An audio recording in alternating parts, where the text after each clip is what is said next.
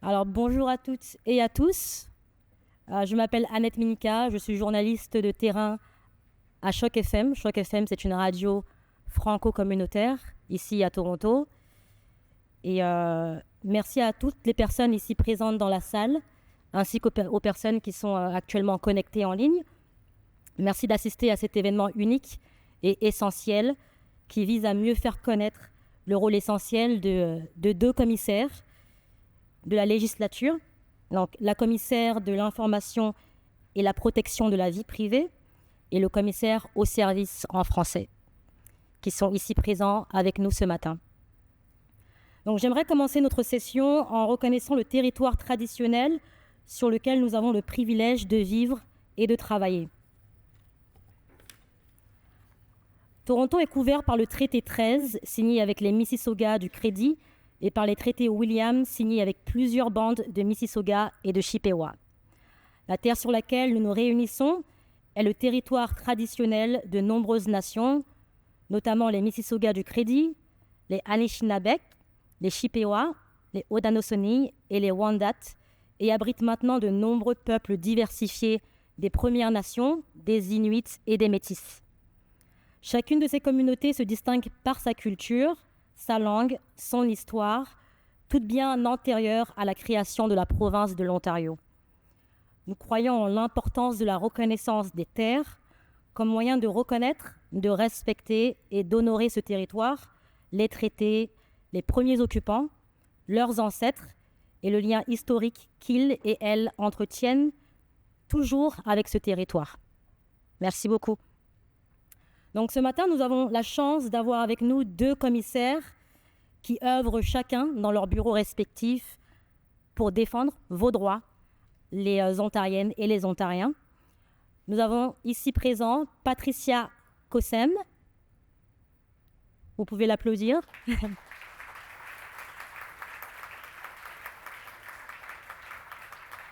Et à ses côtés, nous avons le commissaire Carl Bouchard.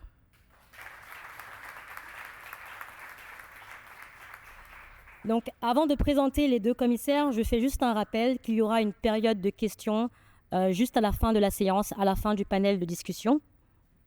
Et nous aimerions également vous demander de poser des questions. Ça, c'est très important, d'ordre général. Toutes les questions particulières et personnelles, vous pourrez contacter à la fin de la séance. Nous allons mettre là sur l'écran, nous allons mettre les contacts des deux commissaires que vous pourrez contacter à l'issue de la séance. Mais pendant la série de questions-réponses, nous aimerions que vos réponses et vos questions, plutôt, restent d'ordre général et générique. Merci beaucoup. Et pour ceux et celles qui participent en ligne, veuillez envoyer vos questions par courriel à CEF, SEFCOMMS, à commercialombudsman.on.ca. Donc, pour toutes les personnes qui sont dans la salle, la manière dont ça va se passer, vous devez lever la main et ensuite un micro va circuler et vous pourrez poser votre question. Merci à l'avance de votre participation. Merci beaucoup.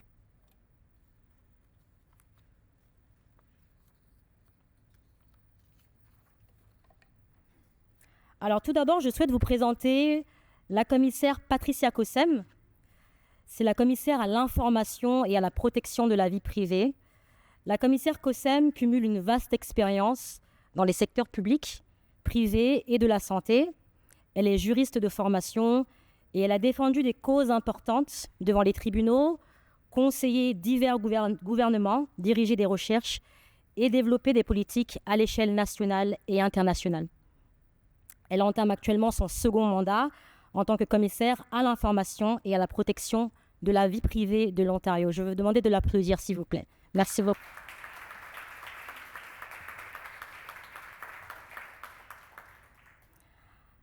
Alors à présent, je vais présenter le commissaire Carl Bouchard, le commissaire au service en français de l'Ontario. Carl Bouchard, quant à lui, a commencé sa carrière comme journaliste, puis a rejoint le ministère des Affaires francophones, où il a élaboré des politiques publiques et a assuré la défense des droits linguistiques des francophones.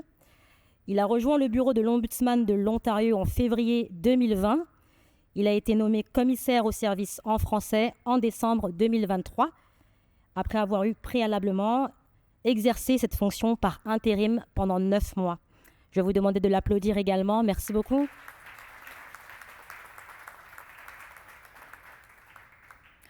Alors à présent, j'aimerais passer la parole aux deux commissaires, commissaire Patricia Kossem et M. Karl Bouchard. Merci beaucoup.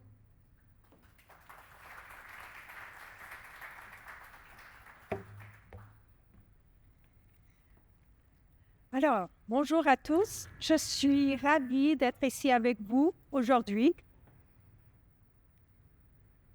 avec le commissaire Bouchard, pour une matinée d'échange et de dialogue avec la communauté franco-ontarienne. C'est une excellente occasion de vous parler de nos bureaux, de vous expliquer comment nos services peuvent aider dans votre quotidien et surtout, d'entendre vos préoccupations et de répondre à vos questions. Mais avant de commencer, nous avons l'immense privilège d'accueillir une invitée exceptionnelle qui nous rappelle chaque jour la chance que nous avons d'avoir une histoire et un patrimoine francophone aussi riche en Ontario. Vous savez, je me suis préparé quelques notes. Je ne suis pas toujours le meilleur pour les suivre, mais je vais faire un effort. Ça vaut la peine parce qu'on est ravis d'accueillir l'honorable Édith Dumont, qui est lieutenant-gouverneur de l'Ontario, qui a pris le temps, dans son horaire très chargé, d'être avec nous ce matin. Comme vous le savez sûrement, son honneur, Édith Dumont, est la première francophone de l'histoire de l'Ontario à occuper cette fonction. Elle est bien plus qu'une représentante officielle. Elle est une éducatrice passionnée, une ambassadrice de la francophonie. Elle est profondément engagée en faveur de l'inclusion et des communautés. Elle a connu un cheminement de carrière remarquable, que ce soit dans son œuvre humanitaire internationale, dans sa carrière de 32 ans au Conseil des écoles publiques de l'Est de l'Ontario ou encore au poste de direction qu'elle a occupé à l'Université de l'Ontario français. Son honneur incarne les valeurs de service, de respect, de collaboration et d'inclusion. C'est donc un grand privilège de recevoir son honneur aujourd'hui pour procéder à l'ouverture officielle de notre événement. Mesdames et messieurs, veuillez accueillir chaleureusement l'honorable Édith Dumont, lieutenant-gouverneur de l'Ontario.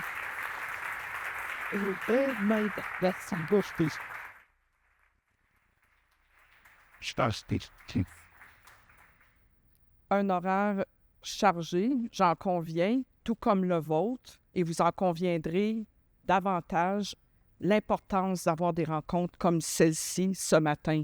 Alors, c'est un bonheur pour moi d'être avec vous. Madame la commissaire Kossem, Monsieur le commissaire Bouchard, très distingués invités qui, vous aussi, avez fait du temps dans votre horaire chargé, chers collègues. C'est un plaisir pour moi d'être avec vous ce matin au Collège Boréal. C'est absolument magnifique, c'est beau comme collège. Bienvenue aussi à toutes celles et ceux qui nous accompagnent en ligne pour ce moment d'échange. On dit souvent que les meilleures rencontres sont celles qui nous éclairent et nous inspirent. Alors, je crois que celle d'aujourd'hui va se vivre dans cet état d'esprit, tout simplement parce que le sujet qui nous rassemble est fondamental, voire vital, c'est-à-dire le droit d'accéder à l'information, de comprendre ce qui nous concerne et de recevoir des services publics dans la langue officielle de notre choix. Qui en Ontario, dans mon cas un peu plus à Ottawa, n'a jamais entendu cette phrase? Un instant, s'il vous plaît, je vais trouver quelqu'un qui parle français. C'est parfois suivi au téléphone d'une musique d'ascenseur qui peut durer longtemps ou parfois de regards impatients quand on fait la ligne au comptoir. On en rit parfois avec légèreté. Dans mon cas, on se résigne Et on se dit même, voilà une opportunité pour moi de pratiquer mon anglais. Derrière cette réalité bien connue se cache un malaise, je crois, qu'il faut aborder avec une certaine conviction et du courage aussi. Et je dirais parfois, nous avons une responsabilité collective et personnelle qui n'est pas tout à fait assumée. M'abstenir de parler français, peu importe les raisons, pour exprimer un besoin, pour mieux comprendre, ne renforce en rien la valeur inestimable du bilinguisme au Canada et la rigueur de nos institutions publiques à mieux nous servir. Aussi, si parce que l'on ne comprend pas l'information ou qu'on a plus de mal à accéder à un service parce que notre langue maternelle est le français, ce n'est pas un mince détail. En fait, ces réalités creusent des inégalités, freinent la participation citoyenne parfois et ébranlent la confiance envers nos institutions et services publics. C'est la raison pour laquelle notre participation active est importante. C'est la raison pour laquelle le rôle des commissaires est si important.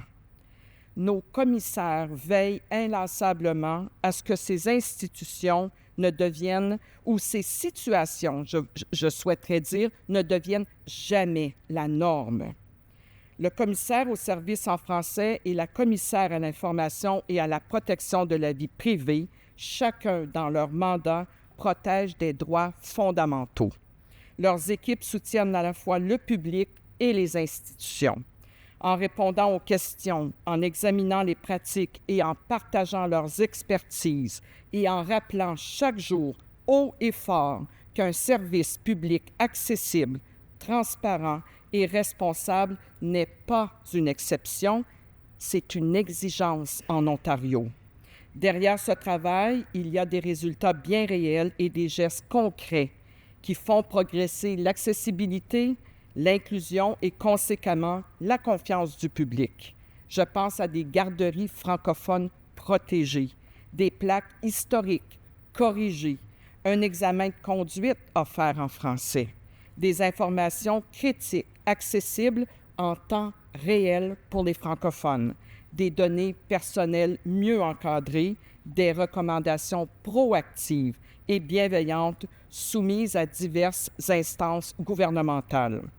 Modeste et grande avancée, toutes ces actions améliorent le quotidien, renforcent la confiance du public et reflètent les valeurs d'un service public centré sur les besoins et les droits de ses citoyennes et citoyens.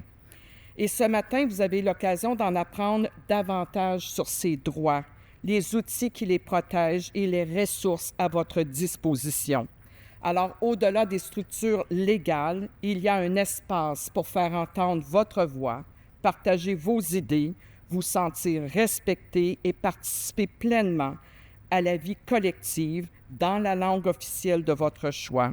Et je la rappelle, dans cet espace, une responsabilité citoyenne nous incombe, celle de s'exprimer en français. Être ici ce matin est une manière concrète de faire vivre les valeurs qui sont chères à l'Ontario. L'équité, l'amélioration continue de services publics, à l'écoute et dans l'action dans les 2 langues officielles. Ces principes sont au cœur même d'une démocratie saine, vibrante et inclusive. Une démocratie où chacune et chacun peut comprendre, agir, poser des questions et prendre part aux solutions. Alors, à titre de représentante de la Couronne en Ontario, je salue l'engagement de toutes les personnes qui, comme vous, œuvrent à bâtir une communauté, une société plus juste et plus accueillante.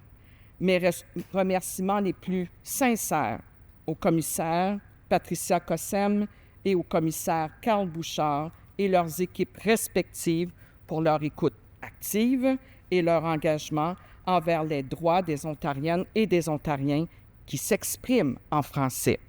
Merci de tout cœur pour ce que vous faites. Je vous souhaite à toutes et à tous une matinée des plus enrichissantes, que votre conversation soit créative et pousse plus loin les solutions et les résolutions.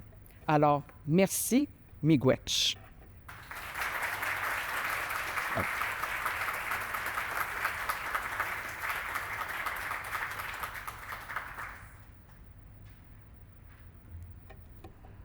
Merci, Votre Honneur, pour ces beaux mots inspirants. Merci beaucoup. Alors à présent, nous allons tendre le micro aux deux commissaires ici présents, à Mme Patricia Cossem et à M. Carl Bouchard, qui vont respectivement présenter leur bureau et la manière dont ils soutiennent les Ontariennes et les Ontariens. Donc je vais passer la parole à la commissaire Patricia Cossem, qui va présenter son bureau, et ensuite M. Carl Bouchard qui présentera le sien. Merci beaucoup.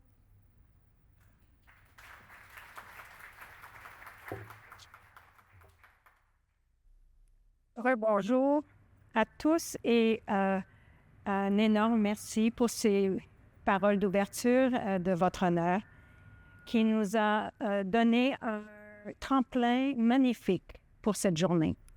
C'est un plaisir pour moi d'être en votre compagnie aujourd'hui pour vous parler de mon bureau et de notre travail en vue de défendre les droits des Ontariens et des Ontariennes en matière d'accès à l'information et la protection de la vie privée. Je tiens à remercier le personnel des communications de nos deux bureaux qui ont collaboré à l'organisation de cet événement qui nous réunit aujourd'hui afin d'aller rejoindre la communauté francophone de l'Ontario. J'aimerais remercier également nos champions et nos championnes du bilinguisme du CIPVP qui organise des activités pour nos employés afin de promouvoir la culture et la langue française au sein de notre bureau. Alors, je vais vous parler d'abord de mon bureau, de notre mandat et de notre vision, pour ensuite enchaîner avec quelques exemples d'activités qui ont un impact concret dans le quotidien des Ontariennes et des Ontariens.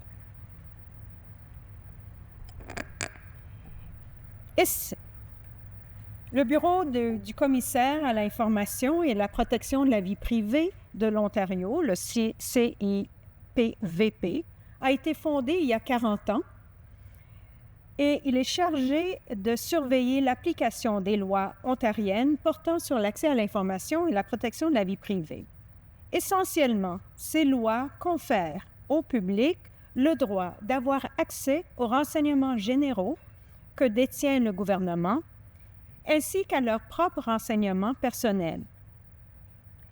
Ces lois établissent aussi des règles pour assurer la confidentialité des renseignements personnels et leur sécurité en ce qui concerne les institutions publiques. Et je peux vous assurer que ces lois revêtent plus d'importance que jamais. À notre ère numérique, la mésinformation et la désinformation peuvent se répandre rapidement en ligne, portant atteinte à la réputation des gens et minant la confiance du public dans le gouvernement, les universités, les centres hospitaliers, les services policiers et d'autres institutions publiques. Il est essentiel d'avoir accès à des renseignements fiables, fondés sur des données probantes, pour endiguer la mésinformation néfaste qui peut nuire à notre économie, affaiblir notre démocratie et creuser davantage des divisions sociales. La transparence du gouvernement et l'accès à l'information sont fondamentaux dans une démocratie saine. Ils donnent à la population des renseignements dont elle a besoin pour participer de façon active et proactive et de façon pertinente au processus démocratique et tenir les gouvernements responsables de leurs actes. D'autre part, le droit à la vie privée est aussi un droit fondamental qui représente un pilier de notre société démocratique en favorisant la liberté d'expression et en protégeant les particuliers contre les intrusions injustifiée. Il favorise l'autonomie personnelle en permettant aux individus d'exercer un contrôle sur leurs propres renseignements, de faire ainsi des choix éclairés et de vivre en toute liberté et dignité. Alors, j'aimerais vous donner quelques exemples j'aimerais vous donner un aperçu de certaines lois qui protègent ces droits. La loi sur l'accès à l'information et la protection de la vie privée s'applique aux institutions provinciales, comme les ministères et les sociétés de la couronne,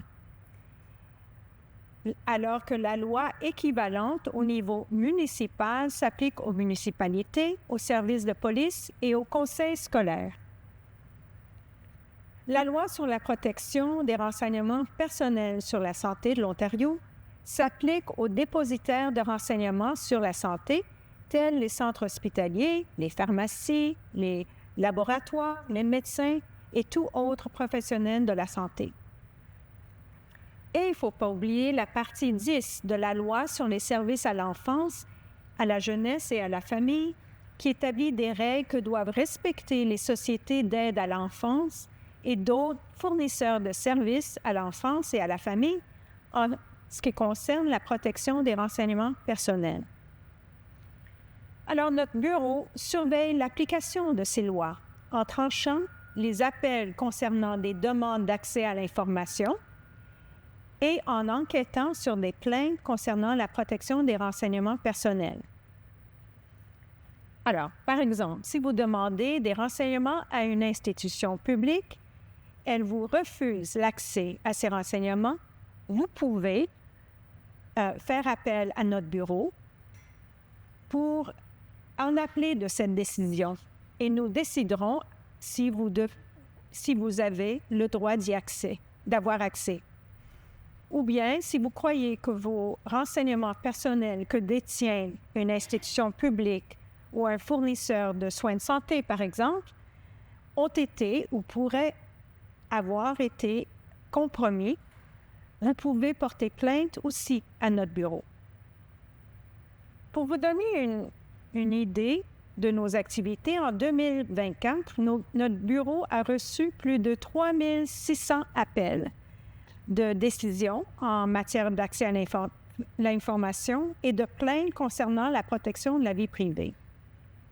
Dans la grande majorité de ces cas, au-delà de 88%, nous avons réglé ces différends à l'amiable par règlement anticipé ou par médiation. Et nous avons d'ailleurs d'excellents médiateurs avec nous dans la salle aujourd'hui.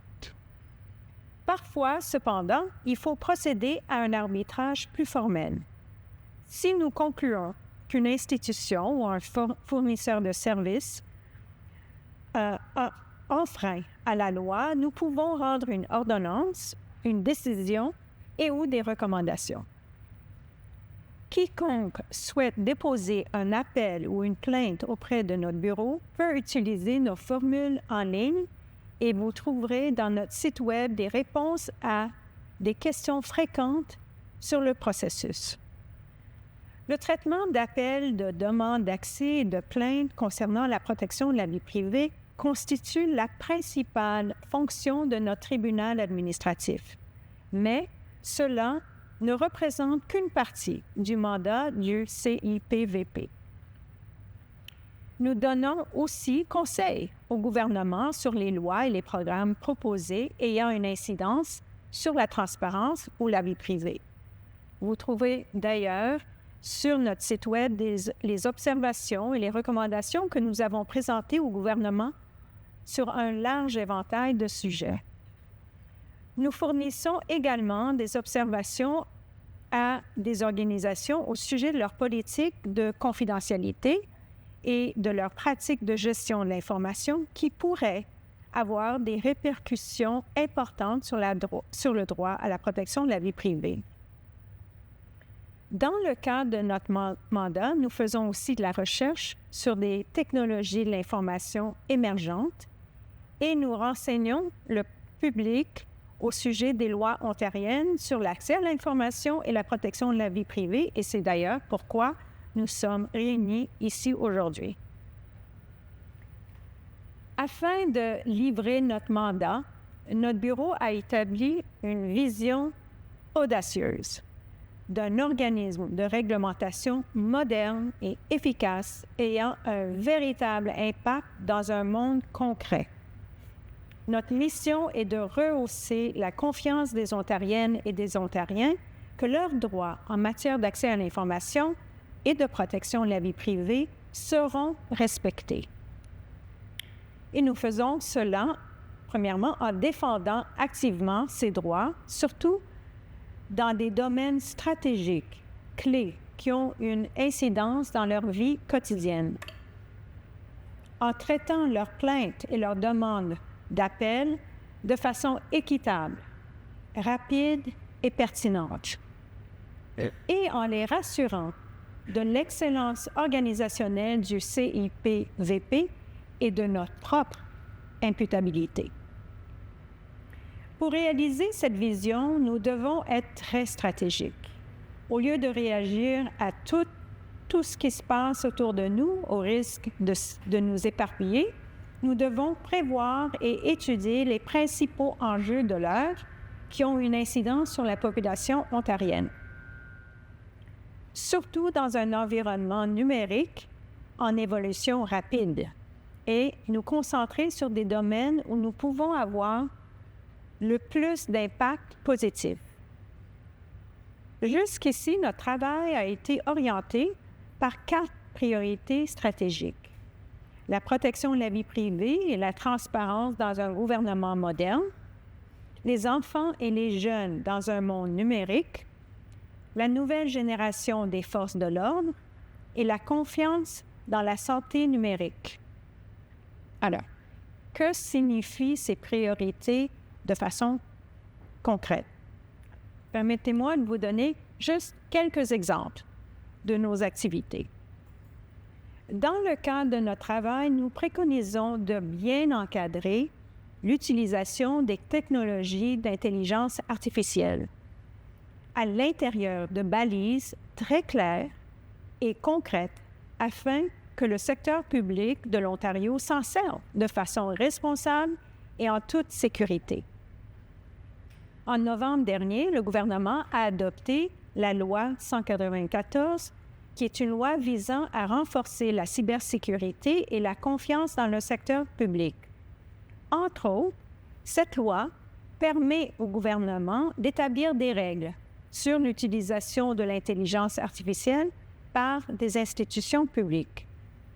Plus précisément, cette nouvelle loi permet l'adoption éventuelle de règlements qui porteront sur la transparence, la reddition de comptes, la gestion des risques, les normes techniques, des mécanismes de surveillance, ainsi que certaines interdictions tout court. L'une de mes principales préoccupations est le fait que toutes ces mesures de protection essentielles, au lieu d'être bien ancrées dans la loi, seront supposément prises ultérieurement par règlement. Mon bureau avait demandé que ces balises solides concernant l'IA soient intégrées dès maintenant dans la loi afin que cette technologie soit utilisée uniquement de façon valide et fiable, sécuritaire, transparente, responsable et respectueuse de la vie privée et des droits de la personne. Nous avons également préconisé une surveillance robuste et indépendante pour assurer le respect de la loi ainsi qu'un mécanisme de plainte prévoyant des recours en cas de problème. Notre soumission est accessible dans notre site Web si vous souhaitez la lire au complet. Malheureusement, nos recommandations n'ont pas été intégrées dans la loi avant son adoption. À l'heure actuelle, on sait trop comment cette loi protégera les renseignements personnels des Ontariennes et des Ontariens face à l'IA, ni comment elle empêchera les utilisations abusives de ces nouvelles technologies. Mais bref, nous comptons collaborer avec le gouvernement pour nous assurer que ces protections essentielles soient à tout le moins établies par voie de règlement que nous espérons seront adoptée bientôt.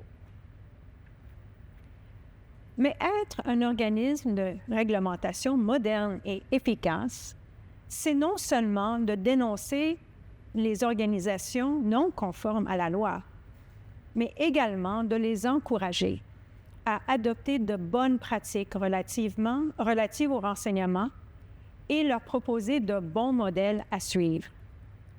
Par exemple, c'est au moyen de notre vitrine de la transparence que nous avons encouragé les institutions publiques d'être plus transparents et de publier des données ouvertes.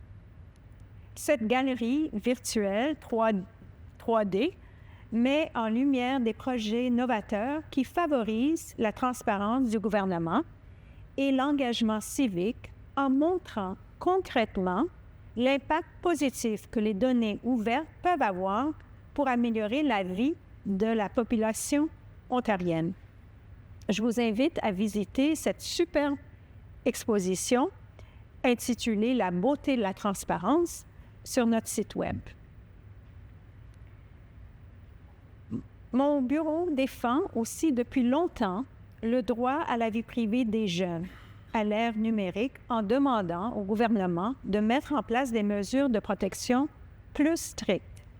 Nous encourageons aussi les écoles à faire leur part en assurant que les enfants soient bien éduqués au sujet des risques en ligne et de la citoyenneté numérique. Nous collaborons avec nos homologues nationaux et internationaux pour réclamer une protection solide du droit à la vie privée des enfants en publiant des déclarations communes et des résolutions. Par exemple, en 2023, notre bureau s'est joint à nos homologues fédéraux, provinciaux et territoriaux pour publier une résolution interpellant nos gouvernements respectifs de mieux protéger et de promouvoir davantage le droit à la vie privée des enfants et des jeunes. Cette résolution souligne aussi la responsabilité des organisations des secteurs publics et privés de privilégier le meilleur intérêt des enfants en ligne. Nous collaborons activement avec le secteur de l'éducation pour protéger et promouvoir le droit à la vie privée des enfants en milieu scolaire. L'an dernier, nous avons créé une charte de la protection de la vie privée numérique pour les écoles ontariennes. Cette charte comprend 12 engagements de haut niveau qui visent à protéger et surtout à autonomiser les enfants dans un monde numérique. Nous invitons les écoles à y souscrire, y compris, bien sûr, les écoles francophones. En tant que parents, pédagogues et organismes de réglementation, nous devons de jouer un rôle proactif pour protéger nos jeunes et leur montrer comment naviguer les risques en ligne et évoluer de façon saine, en toute sécurité, dans un monde numérique. L'an dernier, nous avons été ravis que le ministère de l'Éducation de l'Ontario mette à jour son curriculum pour inclure les compétences en littératie numérique et en citoyenneté en ligne. Mon bureau a appuyé cette mise à jour en publiant des plans de leçons prêts à utiliser en classe, fondés sur notre livret d'activités qui s'appelle « Ta vie privée, c'est à toi ». Cette ressource, très populaire d'ailleurs, il y a plusieurs copies, aide les enseignants et les enseignantes à expliquer aux élèves de la 2e à la 8e année pourquoi la vie privée est si importante et comment la protéger en ligne. Mais ce livret est aussi destiné aux parents pour mieux promouvoir une discussion ouverte à la maison. Mais si nous allons réussir à mieux protéger nos jeunes, il faut commencer surtout en les écoutant. Il faut entendre leurs perspectives, leurs réalités et être à l'affût de leurs préoccupations. C'est pourquoi, d'ailleurs, nous avons mis sur pied un conseil consultatif de la jeunesse, composé de 10 jeunes de 15 à 24 ans qui nous font part de leur point de vue afin que notre bureau puisse être encore plus pertinent et plus efficace dans nos efforts à rejoindre les jeunes pour leur parler de leur droit à la vie privée. Les membres de notre conseil, qui est composé de membres divers, contribuent beaucoup à l'élaboration de ressources pour les enfants et les jeunes, dont nos initiatives d'information sur Instagram, ainsi que notre programme des jeunes ambassadeurs. Ce programme vise à outiller les jeunes avec des ressources dont ils ont besoin pour renseigner leurs camarades sur la protection des renseignements personnels. C'est une boîte à outils qui comprend des diapositives PowerPoint, des questions à discuter et des conseils pratiques pour les présentateurs. Une autre priorité de notre bureau qui nous touche à tous, c'est de promouvoir la confiance des Ontariennes et des Ontariens dans notre système de santé qui devient de plus en plus numérique et virtuel. Les renseignements personnels sur la santé sont particulièrement sensibles et les atteintes à la vie privée peuvent avoir des conséquences graves et très néfastes pour des personnes concernées. La divulgation non autorisée de renseignements médicaux sensibles peut les exposer à de l'embarras et à la stigmatisation. Nous avons créé récemment dans notre site Web un portail spécial sur la protection des renseignements personnels sur la santé pour éduquer les particuliers au sujet de leurs droits dans un système de santé numérique. On y trouve des ressources essentielles sur le droit à la vie privée en matière de santé, la marche à suivre pour accéder à leurs propres dossiers médicaux et comment porter plainte à notre bureau en cas de manquement au niveau de la collecte, de l'utilisation, la divulgation ou la protection des renseignements personnels de la santé.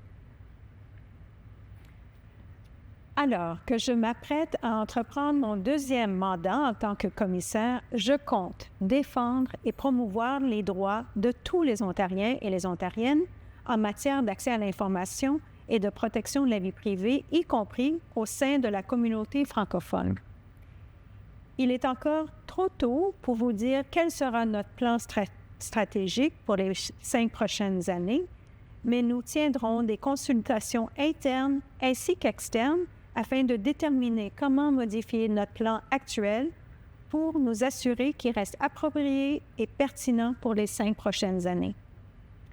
Il ne fait aucun doute que pendant ces 5 ans à venir, nous devrons relever de nouveaux défis, mais de nouvelles possibilités s'offriront à nous également. Le monde change vite, de même que la façon dont nous utilisons et partageons l'information. L'intelligence artificielle et la numérisation croissante de notre quotidien peuvent susciter de l'incertitude quant à l'avenir. Mais en assurant la transparence, l'accès à l'information et en prenant les mesures de protection de la vie privée dont nous avons besoin pour susciter la confiance de la population dans nos institutions publiques, nous pouvons façonner un avenir que nous souhaitons non seulement pour nous, mais pour nos enfants. Un avenir équitable et inclusif pour tous les Ontariens et les Ontariennes. Et sur ce, je vous remercie.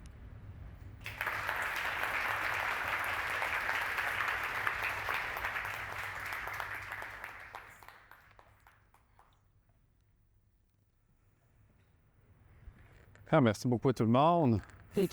Quand même, vous avez aujourd'hui 3 institutions de l'Assemblée législative de l'Ontario qui sont menées par 4 francophones, la lieutenant-gouverneur de l'Ontario, la commissaire à l'information de la vie privée, moi et l'ombudsman de l'Ontario, Paul Dubé. C'est quand même important, c'est la première fois qu'il y a une commissaire à l'information de la vie privée qui est parfaitement bilingue, qui est francophone et qui est capable de faire ce travail avec vous. Même chose chez la lieutenant-gouverneur également. On fait énormément de progrès en termes de services en français. Je pense que ça vaut une main d'applaudissement. Merci beaucoup.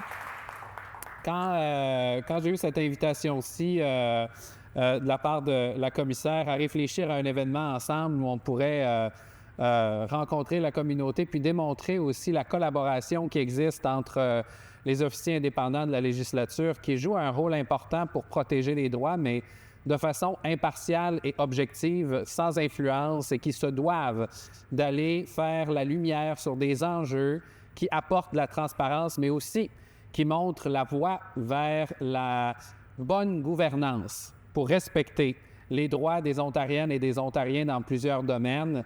J'étais super motivé parce que je me suis dit, c'est bien de pouvoir montrer l'étendue de ce qu'on a comme protection en Ontario, la chance qu'on a d'être dans une province, d'être dans un pays où on valorise des institutions comme celle-ci et où on veut protéger les droits pour que les institutions se donnent le pouvoir d'être transparentes et de pouvoir bénéficier d'une perspective externe qui permet d'apporter une stabilité qui va survivre aux élections, aux changements et qui vont vraiment faire des changements en profondeur dans l'administration à long terme pour que ce qu'on mette de l'avant, ce soit des acquis qu'on ne perde pas. Et ça, en service en français, c'est très important. La loi sur les services en français, elle existe depuis 1986.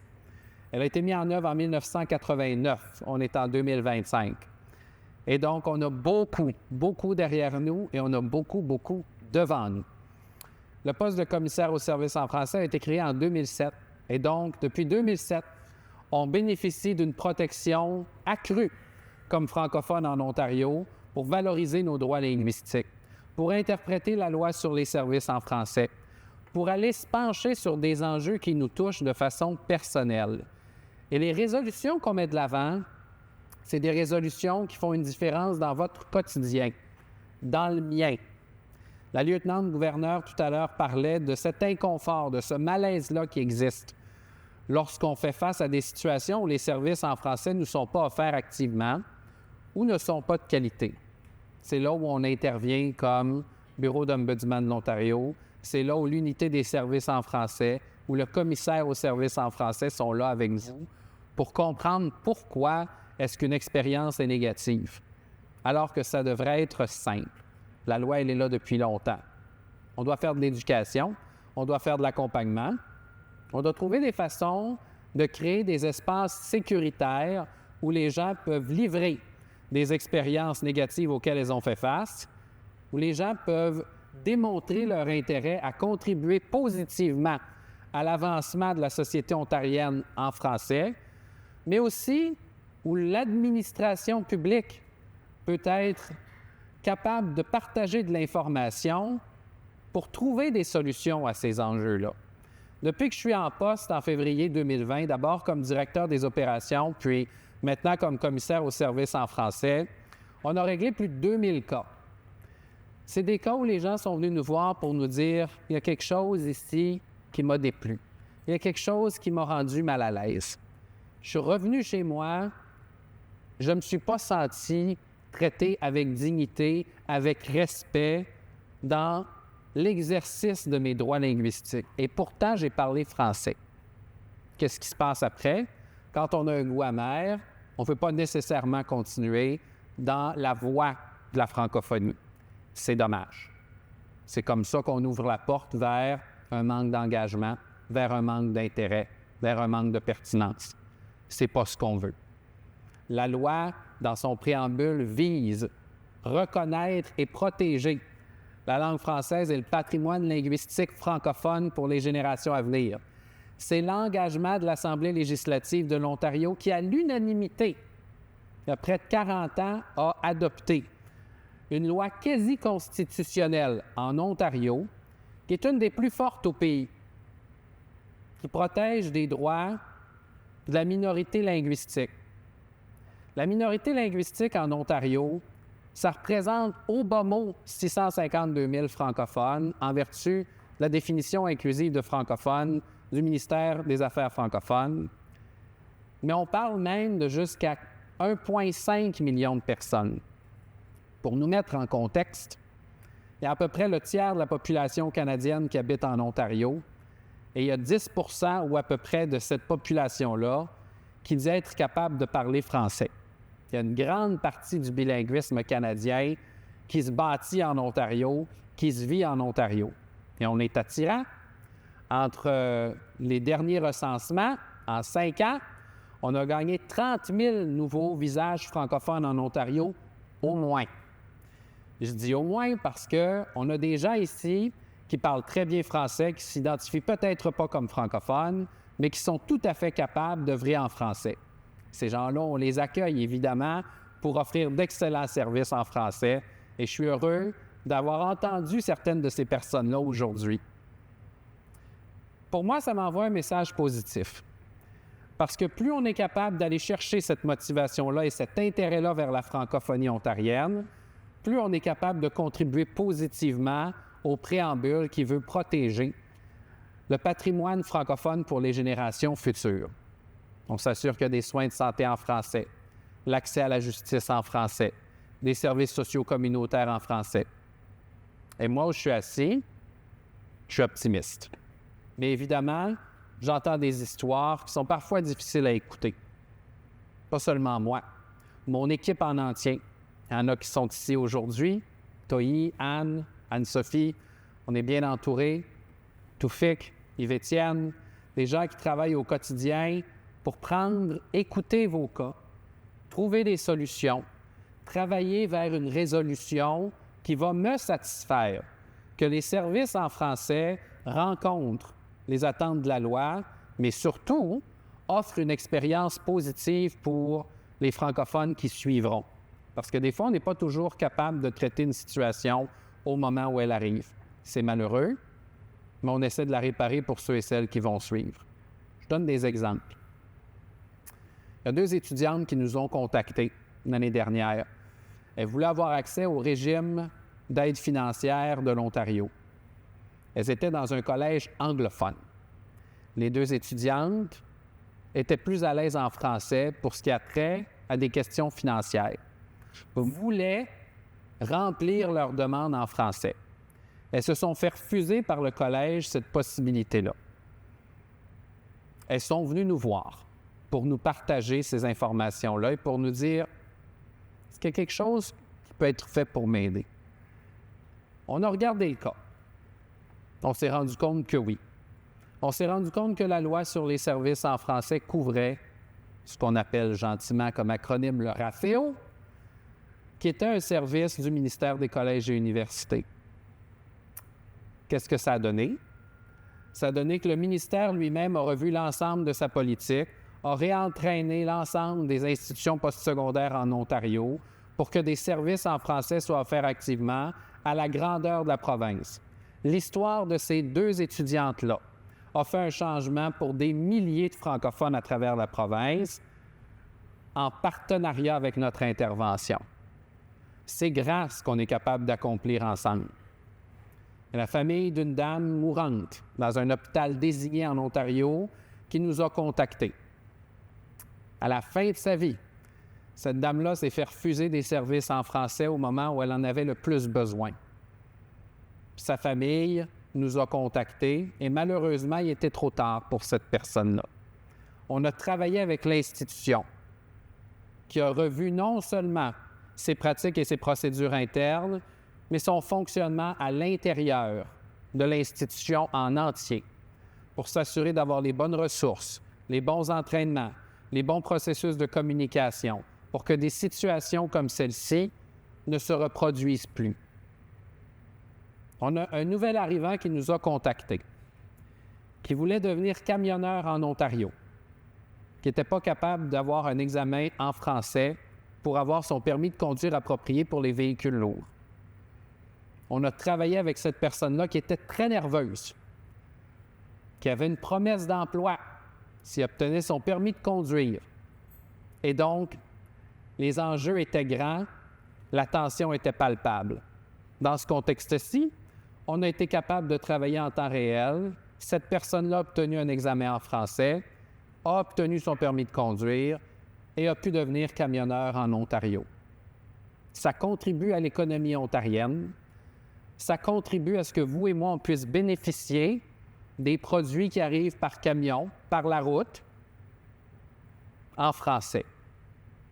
Et ça, c'est grâce non seulement à notre intervention, mais à ceux et celles qui ont fait le pas de venir nous voir pour nous partager ces histoires-là. Il y a une dame qui voulait ouvrir un salon de yoga. Elle faisait ça comme passe-temps.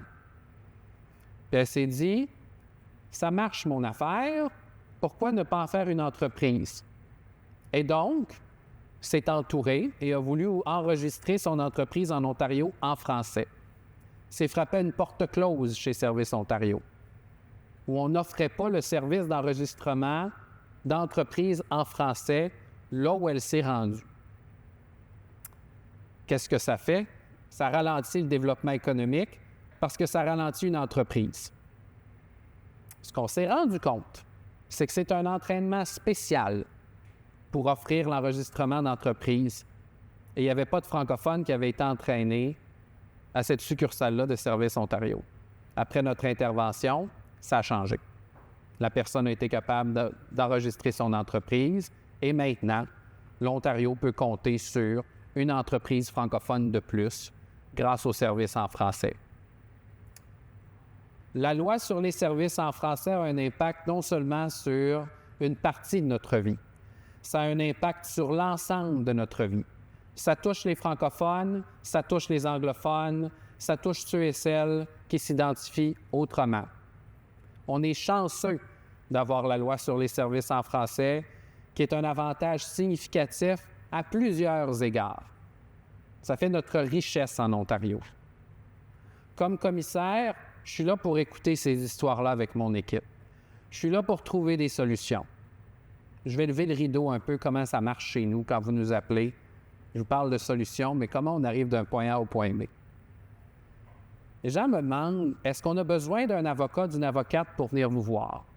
Est-ce qu'on a besoin de vous envoyer beaucoup de détails pour que vous traitiez ma plainte? Je ne suis pas certain si ma plainte va tomber sous votre juridiction.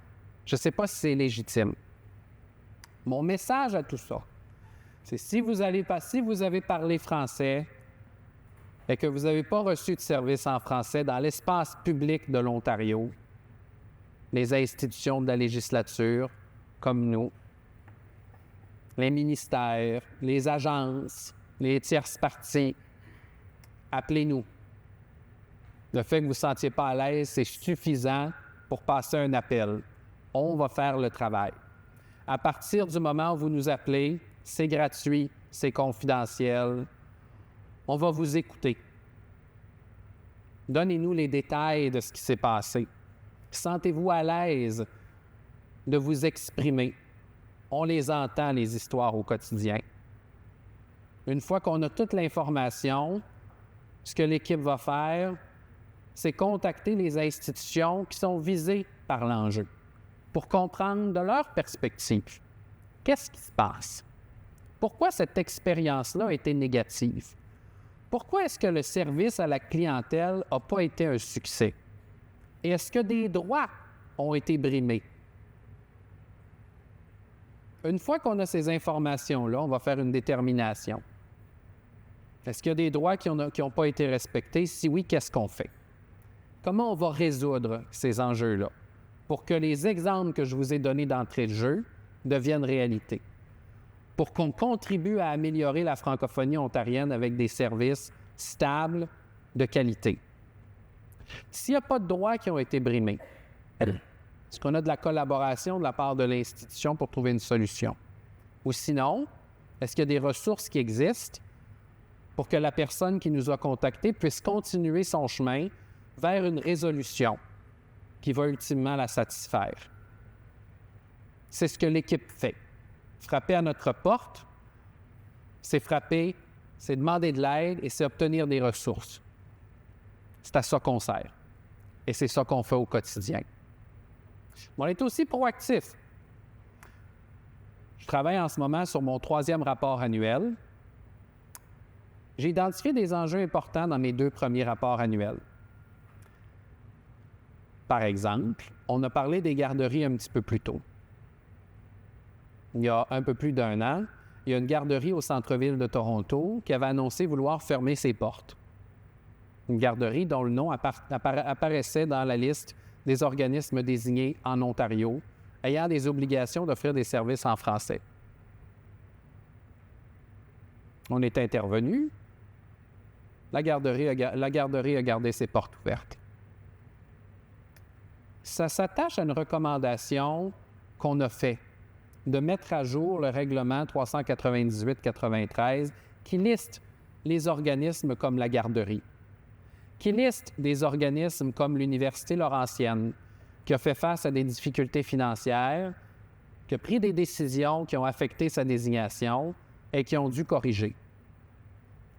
Des organismes comme l'Université de Sudbury,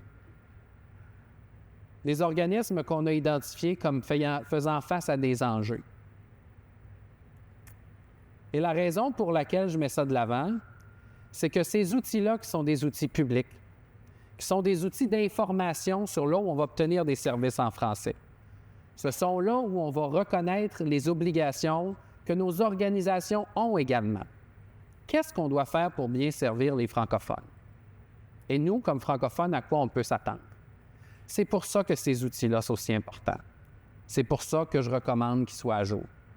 C'est aussi pour ça que j'ai recommandé dans mon dernier rapport annuel d'avoir une base de données qui nous permet de voir les services en français auxquels on a droit.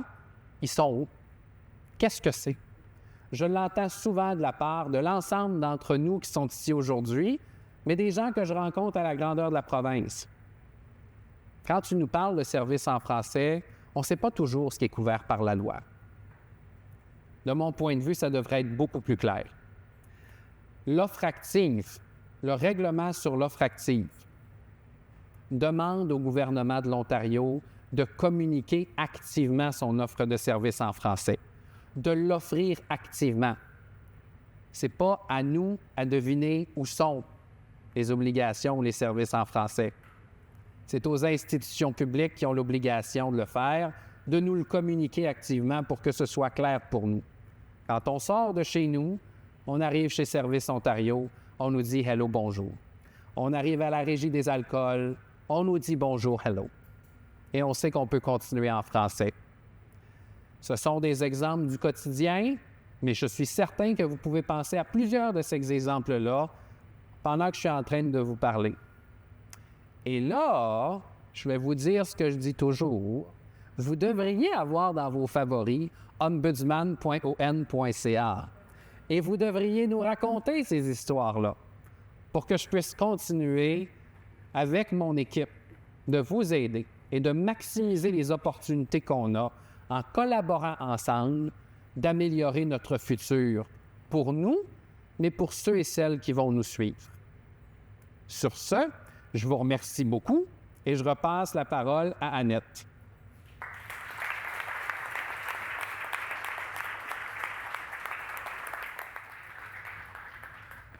Merci beaucoup à la commissaire Patricia Cossem et au commissaire Carl Bouchard pour ces deux belles présentations. Merci beaucoup.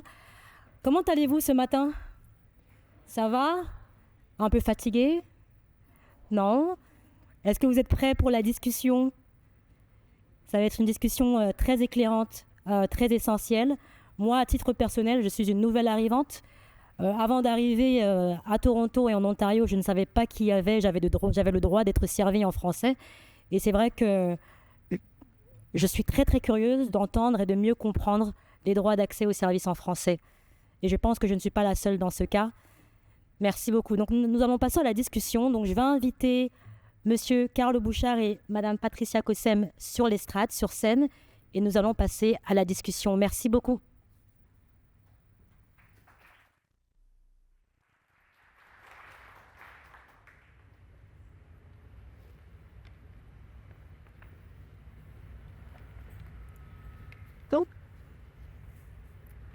Alors, vous allez bien ce matin? Merci, oui. Très bien, ça va, très bien. Alors, lors de vos deux présentations, j'ai perçu une complémentarité entre vos deux bureaux. Donc, ma première question s'adresse à Madame Patricia Cossem. Pouvez-vous nous parler de la relation entre vos deux bureaux? Qu'est-ce que vous avez en commun et qu'est-ce qui vous différencie? Alors, premièrement, je tiens compte du fait qu'on a des mandats différents, mais qui se renforcent énormément. On est là pour défendre des droits des Ontariens et des Ontariennes, que ce soit des droits linguistiques, des droits à l'accès à l'information ou des droits à la protection de la vie privée.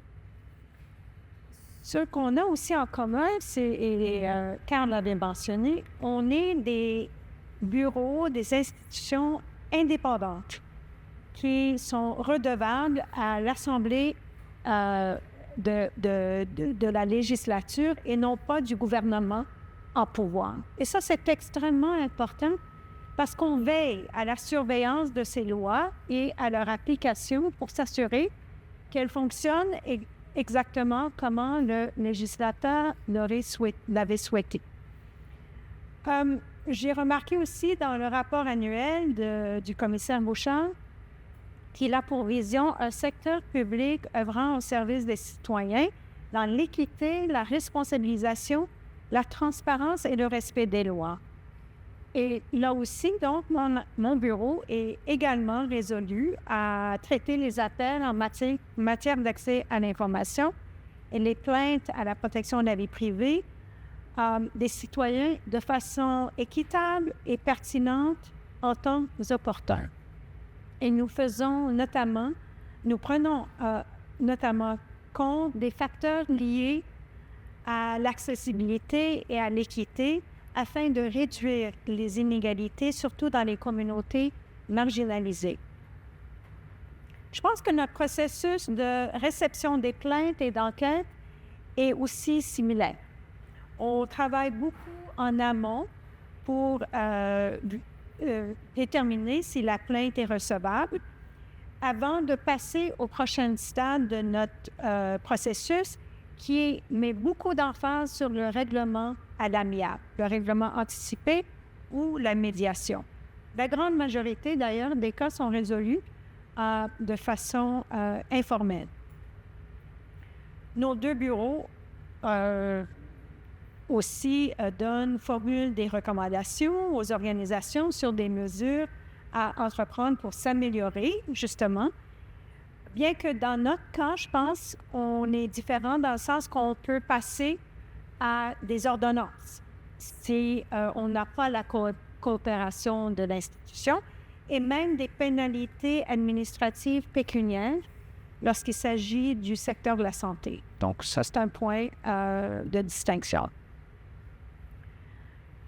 Une autre chose qu'on a en commun, je dirais que nos deux bureaux sont guidés par des priorités stratégiques qui favorisent la réalisation de nos buts et de nos objectifs en s'appuyant sur nos valeurs organisationnelles telles le respect, l'excellence et l'inclusion. Et je dirais que ce qui m'a motivée à proposer cet événement, c'est que nous sommes tous les deux engagés à renseigner le public, y compris la population francophone de l'Ontario, de leurs droits, et que ce soit le droit au service en français, à l'accès à l'information ou la protection de la vie privée. Donc, j'ai trouvé en cadre un partenaire pour pouvoir faire cette démarche-là auprès de votre communauté francophone. Alors, voici un portrait de nos similarités et nos différences. Merci beaucoup. Alors, ma prochaine question s'adresse à vous deux. Je vais commencer par vous, M. Carl Bouchard. Je sais que vous n'avez pas le droit de donner plus de détails sur ce qui se passe, mais c'est public. Donc, pour vous rappeler un peu le contexte, M. Carl Bouchard a lancé une enquête sur les lacunes dans les services en français offerts dans les bureaux de Services Ontario il y a quelques mois. Et j'aimerais savoir comment vous menez vos enquêtes et comment abordez-vous vos enquêtes.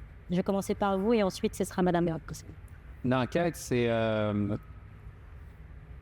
un processus formel qui nous amène à vraiment creuser profondément un enjeu très pointu.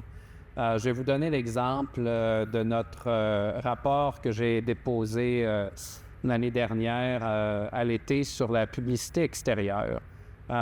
C'est un rapport qui est très important parce que c'est un rapport qui parle de la portée de la loi sur les services en français en Ontario d'un point de vue des communications. J'ai voulu me pencher sur pourquoi est-ce qu'on voyait des publicités aux abords des autoroutes, dans les lieux publics, arborer un logo du gouvernement de l'Ontario qui venait du gouvernement de l'Ontario, qui était seulement en anglais, dans des espaces où, en mon sens, on aurait dû voir plus de français. Ça m'a étonné. On a lancé une enquête spécifique là-dessus. Ce qu'on a fait quand on lance une enquête, on avise formellement les ministères qu'on va leur demander leur collaboration pour obtenir tous les renseignements nécessaires à ce qu'on comprenne bien l'enjeu.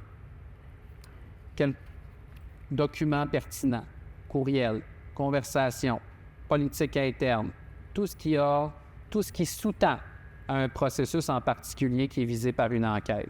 On interviewe des gens qui sont impliqués directement, les gens qui sont impliqués dans les décisions, les gens qui vont nous amener à voir clair sur un enjeu en particulier, qui vont nous donner l'information pour que de façon objective et impartiale, on puisse regarder l'ensemble des faits et tirer des conclusions sur comment est-ce que la loi sur les services en français n'est pas respectée et qu'est-ce qui devrait être fait pour que la loi sur les services en français le soit.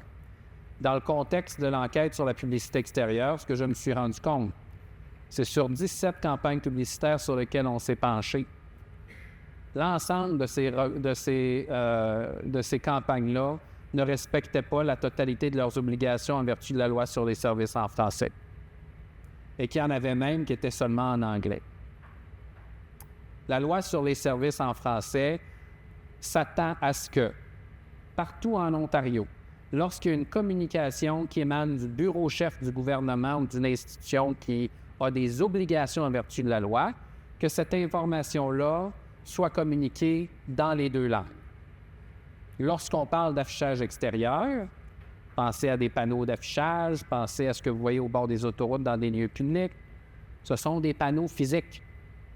L'information doit être disponible là-dessus, dans les deux langues, à la grandeur de la province. Les régions désignées n'ont rien à voir là-dedans. Pourquoi? Parce que c'est un droit qui s'applique à l'ensemble des Ontariens et des Ontariennes. C'est pour vous démontrer la portée de la loi. Et c'est ça qu'une enquête, ça nous permet de faire. Ça nous permet de tirer nos propres conclusions, de voir clair dans l'ensemble des faits et de faire des recommandations. Dans ce contexte-ci, j'en ai fait 7. 5 d'entre elles ont été acceptées d'emblée, 2 ont été mises à l'étude. Les 2 qui ont été mises à l'étude, c'est en mon sens les 2 principales, celle de produire systématiquement du matériel dans les 2 langues et de former l'ensemble des employés sur les outils mis à jour qui reflètent cette obligation-là, pour qu'à l'avenir, ce droit-là soit respecté à l'ensemble de la province. On continue nos efforts et chaque 6 mois, je demande au gouvernement de nous envoyer un rapport de progrès pour nous montrer ce qu'ils ont fait pour rencontrer nos recommandations et s'ils n'ont rien fait, pourquoi. C'est le même principe pour cette enquête-ci. On se penche sur la qualité de service chez Services Ontario pour le service en personne. C'est le même processus et lorsqu'on aura terminé le processus, on rendra public un rapport et s'il y a lieu, avec des recommandations pour nous assurer que la loi sur les services soit respectée systématiquement lorsqu'on rentre chez Services Ontario. Mais c'est très important comme enquête parce qu'elle vous interpelle tout le monde. C'est d'ailleurs un appel à tous que j'ai lancé dans mon communiqué de presse. Contactez-nous. Est-ce qu'il y a quelqu'un ici qui est déjà allé chez Services Ontario? Si oui, levez la main ou pas. Je vois beaucoup de mains levées, tant mieux, ça me rassure. Tout le monde a une carte santé, plusieurs ont un permis de conduire. Good. Venez nous raconter vos histoires d'avoir utilisé les services de Services Ontario. Ça va nous permettre de contribuer à l'enquête puis de voir concrètement l'impact au quotidien des services qui sont offerts avec excellence ou du manque de services en français, si c'est le cas. Et ça, c'est très important parce qu'une enquête, c'est aussi une participation citoyenne. C'est aussi basé sur des cas qui nous ont été racontés. Je peux aussi lancer des enquêtes de mon propre gré, mais je m'assure d'être interpellé par un enjeu qui est pertinent pour l'ensemble des francophones et qui va faire une différence dans votre quotidien pour que vous voyez votre capacité de pouvoir parler en français dans votre vie personnelle. Merci. Madame Cossem? Oui, alors, premièrement, je ferai la distinction entre les appels et les enquêtes. Vous m'avez demandé de parler au sujet des enquêtes, mais pour distinguer, les appels sont des appels de décision d'accès à l'information des institutions, et là, on agit en tant que juge administratif ou médiateur pour régler les différends. Mais du côté des enquêtes, lorsqu'il s'agit de collecte ou utilisation ou divulgation des renseignements personnels, là, comme Carl l'a mentionné, on peut recevoir des plaintes du public, des particuliers, ou on peut initier une enquête de notre propre chef, notre propre initiative. Par exemple, on entend souvent parler des atteintes à la vie privée. C'est dans les journaux, dans les médias, presque tous les jours. Et là-dessus, on va discuter avec l'institution, l'organisation pour recueillir les faits, pour clarifier ce qui s'est passé. Nous cherchons aussi à déterminer si, premièrement, l'incident a été maîtrisé, si les gens affectés ont été avisés, si les mesures correctives ont été prises pour justement éviter qu'une fuite semblable se reproduise. C'est sûr que de nos jours, c'est presque inévitable, mais on essaie de minimiser autant que possible que ça se passe ou bien les impacts de ces fuites de données. Comme j'ai mentionné tout à l'heure, on va beaucoup travailler en amont de façon très proactive pour régler la situation de façon informelle et seulement dans une proportion minimale, dans une minorité de cas, on va procéder à une enquête plus formelle où là, on peut passer à des recommandations ou des ordonnances ou même, comme j'ai mentionné, des pénalités pécuniaires dans le secteur de la santé. Bien que on prend une approche proportionnelle, on ne va pas passer tout de suite aux pénalités pécuniaires à moins qu'il s'agisse vraiment de situations très graves. On va mesurer notre réaction, nos réponses, nos solutions de façon proportionnelle à la situation. Je dis souvent à mon équipe que nos décisions ne sont pas seulement pour les deux parties ou pour l'institution impliquée, mais pour tout le monde. Ça sert d'outil d'éducation. Et donc, on essaie de résumer nos enquêtes, premièrement les publier, mais aussi de les résumer de façon très simple, en langage très simple, avec des messages clés. Quelles sont les leçons à tirer de cette enquête pour apprendre et pour éviter que ça se reproduise chez soi? On cherche aussi à publier nos interprétations de certaines dispositions de la loi dans des bulletins d'interprétation pour que les gens comprennent dès le début comment les institutions et les particuliers, comment on va s'y prendre lorsqu'une certaine disposition de la loi est interpellée, comment est-ce qu'on l'a interprétée par le passé pour qu'ils puissent se préparer. Le particulier, premièrement, pour savoir s'il devrait porter ou non plainte, mais aussi l'institution pour savoir comment s'y prendre dans ses soumissions auprès de notre bureau, sachant que soit ils ont passé complètement de côté et qui doivent se remédier, ou bien s'ils ont interprété la loi de façon raisonnable. Et comme j'ai dit, des fois, surtout avec les fuites de données, ça nous arrive, mais il se doit que les institutions prennent des mesures raisonnables. C'est ça qu'on s'y attend, c'est à ça qu'on s'y attend, et donc ça leur donne une idée de qu'est-ce qui est raisonnable, qu'est-ce qui est raisonnabilité dans les mesures de sécurité qu'elles devraient prendre. Donc, c'est une leçon à tirer, pas seulement pour les parties interpellées, mais pour le public en général. Alors là, à présent, je vais me tourner vers vous, commissaire Bouchard. Alors, on a entendu qu'il y a une enquête qui est lancée auprès de Services Ontario. Et j'aimerais savoir, je suis curieuse de connaître le poids de cette enquête au niveau du gouvernement.